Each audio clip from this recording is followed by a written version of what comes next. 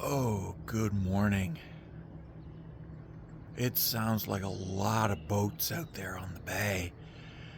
Yeah. Good morning, everybody.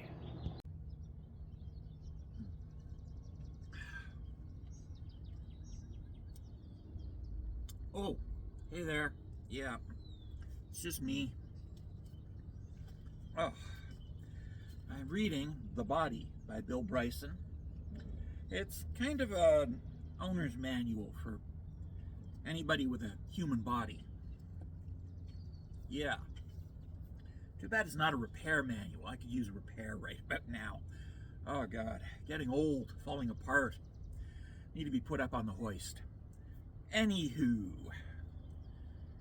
Yeah. We're going to talk about geology. The local geology. The geology of Georgian Bay, which is right out behind me, and the very deep salt deposits that are underneath the Silurian limestone of Georgian Bay. Yeah, we're going to talk about that. Yeah, so to begin with, that is the 10th Street Bridge, front and center.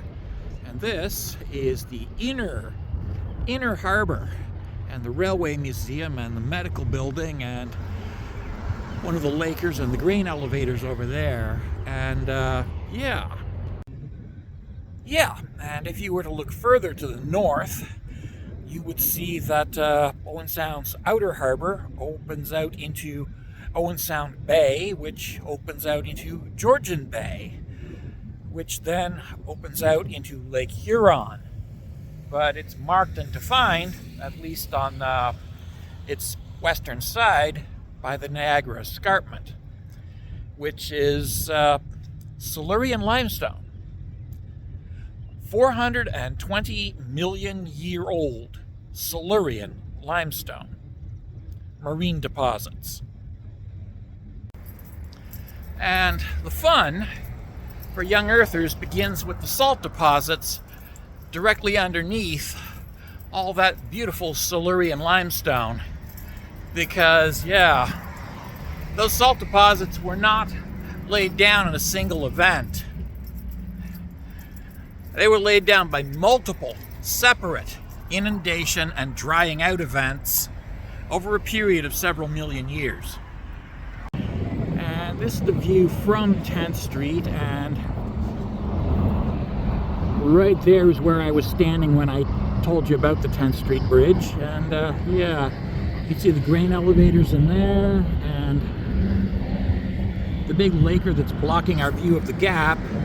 But beyond that, you can see, well, you can't actually see it, but below those bluffs in the background is Owen Sound Bay and the gap that goes to Georgian Bay. And that is my gorgeous cup of tea that I'm having on my break.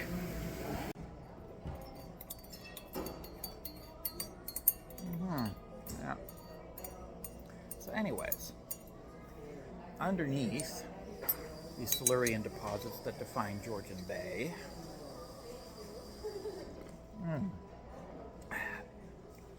are some very ancient salt deposits. And those salt deposits formed when a shallow sea evaporated. Not once, not twice, not even 3 or 4 times, but dozens of times, and was replaced each time temporarily by a desert of hot, dry, wind-blown sand.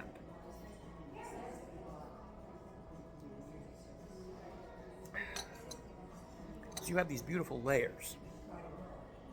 You have the shallow sea layer, which is salt and carbonaceous material. You have the thick bed of evaporated salt. And then you have the wind-blown sand layer. And then a repeat of the layers over and over again.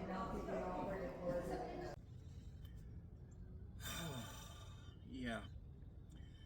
Anywho, it's getting to the end of the day, and I have to work tomorrow, so I'm going to leave off with